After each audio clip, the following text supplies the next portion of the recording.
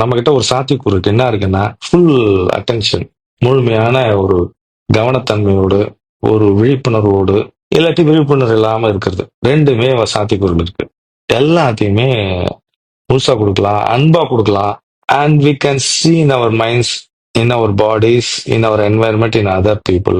இந்த அன்பையும், பரிமாற்றத்தையும், அழகையும், கவனத்தன்மையும் நான் முழுசா மத்த மனிதர்கள்கிட்ட குடுக்க முடியும். அந்த சாத்தியக்கூறுகள் நமக்கு இருக்கு. அத நம்ம செய்யலாமே!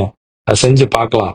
அந்த எக்ஸ்பேண்டட் கான்ஷியஸ்னஸ்ல நம்ம செஞ்சு பார்க்கும் பொழுது, அந்த அன்பு மிளிர்வதை நம்ம பார்க்க முடியும் அப்படின்றார். எந்த சீக்ரெட்டும் இந்த பிரபஞ்சத்துல இல்ல. எதையும் நீங்க இழக்க போறதில்ல. எதையும் நீங்க மறக்க போறதில்ல. நீங்க உங்களை யாரும் கைவிடல.